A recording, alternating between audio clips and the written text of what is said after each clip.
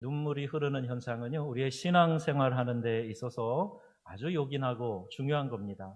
마른 눈으로 천국에 들어가는 사람이 없다는 말처럼 눈물은 어떻게 보면 우리 신앙생활에 있어서 윤활유와 같은 그런 역할을 한다고도 말할 수가 있습니다. 이 말은요, 신앙은 우리의 이성 못지않게 감정이 중요하다 하는 것을 말하고 있어요. 또 이성과 감정뿐만이 아니라 신앙은 경험이 중요합니다. 여러분, 불신자의 경우를 보면요, 잘 사는 것처럼 보일 뿐이지요. 잠깐은 살아있는 것 같지요. 그러나 곧 시들어 말라버립니다. 왜요? 생명의 근원에서 끊어졌기 때문이에요. 신자의 경우도 마찬가지입니다. 죄 짓고 하나님을 찾지 않으면 분명히 하나님께서 사인을 주세요. 그렇게 살면 안 된다 말씀하시고 때로는 책망하시고 징계하는 거예요. 마치 부모가 자녀를 징계하듯이 하나님도 사랑하는 자녀를 징계하신다. 하나님과 자신들의 관계를 다시 한번 상고하면서 회개에 앞서서 하나님이 어떤 분이신가 다시 한번 돌아보는 거예요.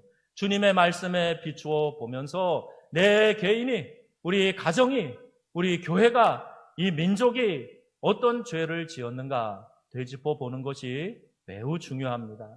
미로슬라브 볼프라는 이 시대의 위대한 신학자가 있어요. 그가 쓴 배제와 포용이라는 책이 전 세계에 큰 영향을 끼쳤고 우리 한국에도 소개가 되면서 여러 사람들이 이제 그분의 신학과 사상을 연구하기 시작을 했습니다. 볼프가 강조하는 포용은요, 예수님의 십자가 복음 신학의 핵심이에요. 즉 예수님께서 그러셨던 것처럼 피해자가 가해자를 용서하는 겁니다. 그리고 서로의 관계를 회복하게 하시는 거예요. 여러분, 예수님의 말씀을 잘 듣고 실천하며 살아가십시다. 주님 말씀 실천하십시다. 그 신실하신 하나님, 좋으신 하나님 앞에서 교만하고 목이 굳게 하여 순종하지 않아서 이렇게 되었다라고 하는 이 중심의 회개 자백이 있었지요. 이렇게 자복하고 돌이켰으면 이제 회개의 결단을 해야 돼요.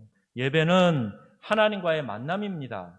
이 예배에는 하나님으로부터 받는 것이 있어요. 예를 들면 말씀을 여러분들이 하나님으로부터 받는 겁니다.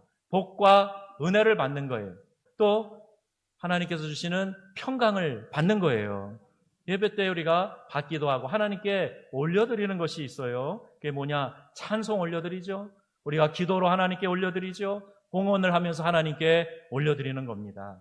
여러분, 우리 안에 감추어진 핑계들이 있어요. 자, 무슨 핑계입니까? 모이지 못하니까, 모여서 예배하기 어려우니까 예배의 요소들을 좀 생략하면 어때? 예배를 좀 줄여서 좀 이렇게 쉽게 편하게 하면 어때? 이런 마음이 생기는 핑계예요. 그 중에 제일 먼저 예배의 요소 가운데 우리의 관심이 하나님께 드리는 물질에 많이 있어요. 즉 봉헌이 약해지는 겁니다. 그럼 구약의 제사에는요, 제물이 필수적이었습니다. 신분에 따라서 재산 정도에 따라서 하나님이 차등하게 할 수 있도록 해주셨어요. 단 최선의 것을, 최상의 것을 드리도록 그렇게 제사의 제도를, 제물에 대한 것을 규정하셨던 거예요. 또 하나의 편견이 있어요. 온라인 예배로 드리니까 이제 전도 안 해도 된다, 이런 식의 생각입니다. 여러분, 아닙니다. 하나님이 기뻐 받으시는 최고의 제물은 바로 영혼 구원인 줄로 믿습니다. 여러분, 영혼 구원은 교회의 본질적 사명임을 기억하셔서 영혼 구원의 사명이 약화되지 않는 귀한 성도님들 다 되시기를 바랍니다. 하나 더 추가하면요, 예배로 모이지 않으니까 공사 잠시 쉬어도 되겠다, 이런 편견입니다. 하나님이 기뻐하시는 일을 위해서 하나님이 원하시는 곳에 시간을 사용하고 물질을 사용하고 땀 흘려 일하는 것이 선한 청지기의 기본 자세인 줄로 믿습니다. 여러분, 코로나19로 야기된 오늘과 같은 변화에 적응하는 것 물론 쉬운 일이 아닙니다.